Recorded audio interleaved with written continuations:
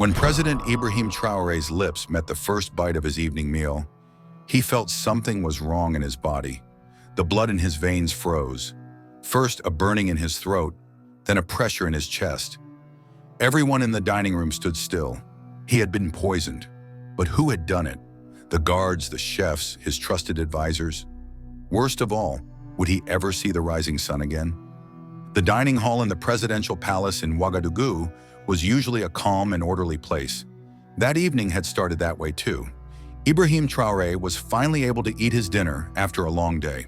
As usual, he had several close advisors at his table. "We have the opening of the water project in the northern region this week," said Economy Minister Kalibali, looking at the notes in his file. "The villagers are waiting for you eagerly." Traoré nodded, taking a forkful of the traditional Burkina dish consisting of rice and fried chicken. "The drinking water project is the 32nd of the 50 new projects we promised," said Traoré as he brought the fork to his mouth. "To reach our goal, we need to—" He couldn't complete his sentence.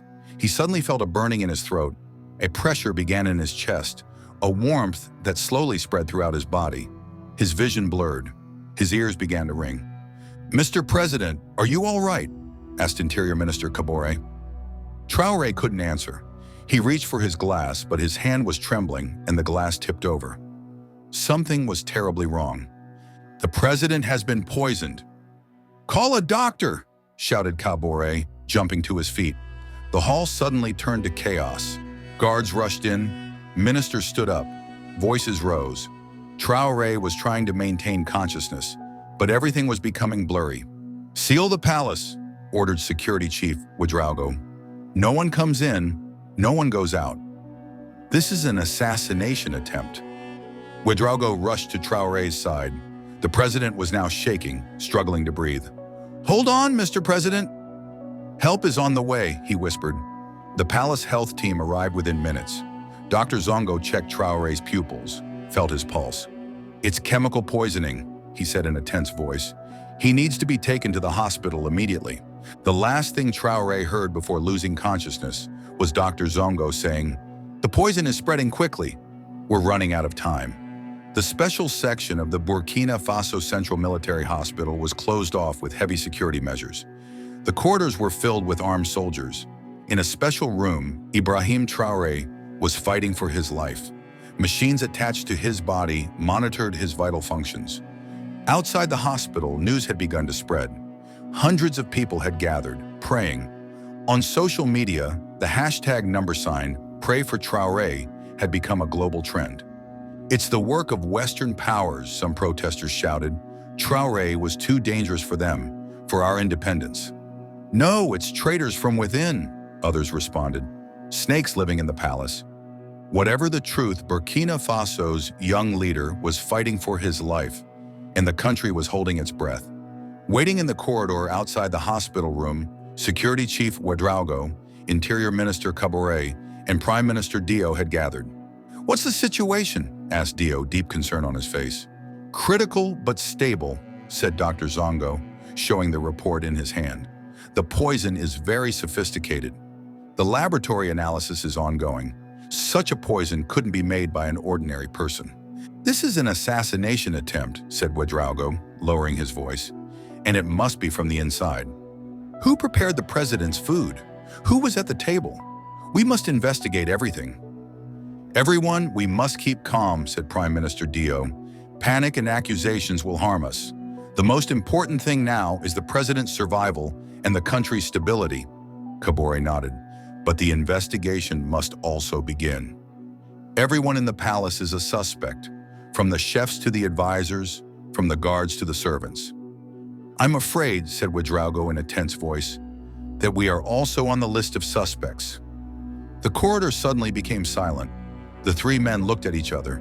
Trust had become as explosive as a bomb dropped on the palace. "We must take action," said Dio. "Who will conduct the investigation? The palace police? The army? National intelligence?" Ouedraogo thought. "None of them will work. In all of them, there are those loyal to the president as well as enemies. We need to find someone from outside." "But who?" asked Kabore. "Who can we trust?" At that moment, in a modest house in the suburbs of Ouagadougou, a 63-year-old man was listening to the news on the radio. His name was Maurice Sankara, the former intelligence chief of Burkina Faso. 3 years ago, one of Traoré's first acts had been to remove him from office. "It is confirmed that President Ibrahim Traoré has been poisoned," said the announcer on the radio. "His condition is described as critical." Sankara took a deep breath. There had been a lot of history between him and Traoré. Traoré had accused him of collaborating with the French, removed him from office, and sentenced him to house arrest. For the past year, he had regained partial freedom, but was still under surveillance. The ringing of the phone interrupted his thoughts. The caller was a former colleague. "Maurice, they will contact you," said the voice. "Be ready." "Who?" asked Sankara with surprise. "Those in the palace. They will call you to investigate the poisoning." Sankara laughed. "Don't be ridiculous. Traoré hates me. He accused me of treason." "Maybe," said the other man, "but right now he doesn't know who to trust inside. There's only one reason he would want you." "What's that?" "That your hatred for him is known by everyone. If even you can prove that you didn't want to kill him, he can find the real culprit." Maurice Sankara's prediction proved correct. The next morning, his door was knocked. Outside, 2 cars from the presidential convoy were waiting. "Mr. Sankara, there are people who want to see you," said a young officer. Sankara nodded. He was expecting this. He quickly got ready and got into the cars. The convoy went directly to the military hospital. In the hospital corridor, Prime Minister Dio, Security Chief Ouedraogo, and Interior Minister Kaboré were waiting. All 3 had the same expression on their faces: concern, suspicion, and slight embarrassment. "Mr. Sankara," said Dio, extending his hand. "Thank you for coming." Sankara didn't shake his hand. "Did I have a choice, Mr. Prime Minister? I was once accused of treason, and now, as I understand, you need my help." "The country needs your help," said Kaboré. "The president is in critical condition, and someone tried to kill him." "Someone from the inside," added Ouedraogo. "The food was prepared and served in the palace." "Everyone is a suspect." Sankara gave a cold look. "And why me? You kept me in isolation for 3 years. Traoré ruined my career and reputation." "That's exactly why," said Dio. "If even one of the president's greatest enemies wants to save him, we can find the real culprit." Sankara thought. This was a perfect opportunity for revenge. If Traoré died, perhaps his own life would return to normal. But this was a sinister attack, not something to be done even to an enemy. "What happened?" asked Sankara. "Tell me the details." "Yesterday evening at an official dinner, the president showed signs of poisoning after the first few bites," said Kaboré. "Laboratory analyses are ongoing, but initial results point to an exotic and rare poison. We are investigating everything and everyone in the palace." "You have full authority in this operation," said Dio. "You will have access to all records, personnel, security cameras. However, you will report the results to us first," completed Ouedraogo. "We don't want to create panic." Sankara nodded understandingly. "Can I see the president?" The 3 men looked at each other in surprise. "Why?" asked Kaboré suspiciously. "Because I want to understand the poison," said Sankara. "The symptoms, effects, severity. This will give me an idea about the type of poison and its possible source." Under intense security measures, Sankara was admitted to the room where the president was receiving special treatment. Ibrahim Traoré was lying in bed, pale, attached to machines, and defenseless. The man who had removed him from office and sent him into exile 3 years ago was now fighting for his life. "Give us 10 minutes, said Sankara to the doctors and nurses in the room. When the medical team left, Sankara slowly approached the bed. He looked at Ibrahim Traoré's face. His eyes were closed, but his chest was rising and falling slightly. He was alive. "You know, Mr. President," said Sankara slowly, "I never liked you. When you removed me from office, I wished for your death, but not like this." He paused thoughtfully. "It is more honorable to defeat an enemy by looking into their eyes than to poison them in the shadows." The monitors were beeping regularly. Traoré's condition was stable but critical. "Who poisoned you and why?" Sankara murmured. "I will find out. Not for you, but for my own honor." Sankara examined Traoré's medical reports. The poison was fast, but not immediately lethal. This was a conscious choice, not to kill, but to harm. Why? Just then, Traoré's eyes opened slightly. He was struggling to focus, but recognized Sankara. "You," he whispered in a weak voice. "So, it was you." "I didn't poison you," Sankara said quickly. "I'm here to save you." "Why?" asked Traoré, barely speaking. "Because whoever poisoned you is also harming Burkina Faso," said Sankara, "and I don't betray my country." Traoré's eyes closed again. His consciousness faded. Sankara took a deep breath and left the room. In the corridor, Ouedraogo was waiting. "What did you learn?" "The poison is quite complex," said Sankara thoughtfully. "It must have been prepared in a laboratory by a skilled chemist. The symptoms are specific. First burning in the throat, then general weakness, trembling, mental fogginess." "What does this tell us?" asked Ouedraogo. "The poison's purpose wasn't to kill," said Sankara. "If it were, the president would be dead already." "This is a warning, a message." Ouedraogo frowned. "From whom? Why?" "That's what I need to investigate in the palace," said Sankara. "And I must start immediately. Give me information about everyone in the palace. Chefs, waiters, guards, advisors, cleaners. I want to know everything." "We've prepared the files," said Ouedraogo, handing him a tablet. "Here are detailed information on 342 people working in the palace." The east wing of the presidential palace had been transformed into a temporary investigation center. Maurice Sankara was examining files around a table. With him were two former intelligence officers he had chosen to assist him, two people who had remained loyal to him and whom Traoré had not dismissed. "Now," said Sankara, "I first want to understand the food chain. How the food is prepared in the palace, how it comes to the president's table, step by step." Ouedraogo had the palace chef brought in.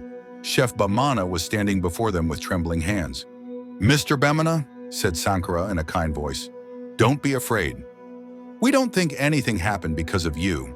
We just want to understand the processes." The chef nodded, somewhat relieved. "I have been working in the palace for 14 years, sir. I have served 3 presidents. I prepared President Traoré's meal as always. Rice, fried chicken, and vegetables. The president's favorite meal." "Where do you get the ingredients from?" asked Sankara. "From the palace's own farm," said the chef. "For security, all food is specially grown. Every shipment is checked. And after it's prepared, how does the food come to the table?" said Sankara. "By the waiters," said the chef. "Yesterday evening, it was Suleiman who brought the food to the president's table, a trusted waiter of 8 years. Sankara took notes. "And who was at the president's table last night?" "Interior Minister Kabore, Economy Minister Kalibali, Security Chief Ouedraogo, and Foreign Minister Zeta," said the chef. "And of course, President Traoré." Sankara dismissed the chef and turned to Ouedraogo. "Find waiter Suleiman immediately." However, Suleiman was nowhere to be found. The investigation team learned that he had been missing since last night. His house was empty, his phone was off. "Here's our suspect," said Ouedraogo. "Classic. Commit the crime, run." Sankara shook his head. "That would be too easy. The waiter is probably dead. He might be the one who carried the poison, but we need to find the mastermind behind it." "Where do we start then?" asked one of his assistants. "The waiter's family. Friends," said Sankara. "Who did he meet with in recent days? Did he have any unusual expenses? A new phone, watch, car? Was a large sum of money deposited into a bank account?" The team quickly took action. In the search of the waiter's house, no valuable items were found. But in a hidden compartment in the bedroom, there was an envelope containing foreign currency. 10,000 euros. "Evidence," Sankara said, "but we don't know who gave it." "Give me the security camera footage of the palace," said Sankara. "I want to see everything from the past week." In the security room of the palace, Sankara and his team spent hours watching security camera footage. They tracked all the movements of waiter Suleiman. "Stop," said Sankara suddenly. "Last Tuesday, 1432, Suleiman is talking to someone in the back garden of the palace. The person on the screen was one of the palace advisors, Hamadou Savado, the foreign relations advisor." "Zoom in," said Sankara. Savado was giving a small envelope to the waiter. "There's the person who gave the money," said Ouedraogo. "Maybe," said Sankara, "but I'm not sure he's the poisoner." Find Savado and bring him in. Savado was found in the west wing of the palace, in his own office. When he was brought to the interrogation room, he appeared calm. "Mr. Savado," said Sankara, "what did you discuss with waiter Soleiman in the back garden last Tuesday?" "What?" asked Savado, appearing surprised. "Oh, I gave him a small gift. His mother was sick. I wanted to help." 10,000 euros, said Sankara. "Quite a generous gift." Savado's facial expression didn't change. "So what? Can I do what I want with my own money?" "Of course you can," said Sankara, "but it's interesting timing. The waiter receives money, then the president is poisoned, and the waiter disappears. Do you have an explanation for this?" Savado began to look uncomfortable. "I didn't poison anyone, and I don't know where Soleiman is." "Then why did you withdraw 50,000 euros from your overseas bank account 2 weeks ago?" asked Sankara, showing a document. Savado's eyes widened. "You investigated my accounts in 3 hours. You had a reservation at a hotel in Paris," Sankara continued. "You were about to flee the country." Savado jumped to his feet. "I was just a middleman, I swear." "Who's middleman?" asked Sankara without raising his voice. "I can't say," said Savado, sweat forming on his forehead. "They'll kill me." Sankara leaned forward. "Mr. Savado, if President Traoré dies, this will be an assassination. Chaos will break out in the country, and you will be the primary suspect in this assassination. Life imprisonment, maybe even the death penalty. Now I ask you one last time, who commissioned you?" Savado remained silent for a while, then surrendered. "An official from the French Foreign Ministry. His name is Pierre Dumont. We met at a conference in Paris 2 months ago. He approached me, offered collaboration." "What kind of collaboration?" "Influencing Burkina Faso's Western policy, preventing President Traoré from getting closer to Russia and China, gathering information." "And what did he pay you for this?" 5,000 euros per month, said Savado. "But then they asked more of me." "To poison Traoré," said Sankara. Savado nodded. "But not to kill him, just to make him sick. The poison wasn't lethal, I swear. He would be sick for a few weeks, during which time the Prime Minister would take over the administration and sign some agreements." "Which agreements?" "Returning gold rights to French mining companies, renewal of the military base agreement, new economic partnerships." Sankara looked at Savado with a cold expression. "And Soleiman, where is he?" "I don't know," said Savado, trembling. "I gave him the poison, and he put it in the food. After implementing the plan, he was supposed to escape. He was also paid." Hours later, Maurice Sankara met with Prime Minister Dio, Security Chief Ouedraogo, and Interior Minister Caboret. He told them what they had discovered. "So the French," said Dio thoughtfully. "They were disturbed by Burkina Faso's new independent policy." "Savado has been arrested," said Ouedraogo. "But the real culprits are beyond our borders. We've started a search everywhere for the waiter," said Caboret. "But he may have escaped." "He didn't escape," said Sankara in a definitive voice. "They killed him. They cleaned up the traces." "What should we do?" asked Dio. "Should we make this information public?" "Not yet," said Sankara. "First, we should wait for the president to recover." "And I have a plan." Sankara proposed a plan to trap the French Foreign Ministry official, Pierre Dumont. Savado would tell Dumont that Traoré's condition had worsened and that the Prime Minister had temporarily taken over. Dumont would come to Burkina Faso secretly to sign the agreements, and then he would be caught. "A risky plan," said Caboret worriedly. "But if it works, we will clearly document the French intervention," said Sankara, "and President Traoré will emerge stronger from this situation." At the hospital, Ibrahim Traoré's condition was slowly improving. Doctors reported that the effect of the poison was beginning to diminish. His consciousness was returning intermittently, but he still wasn't fully recovered.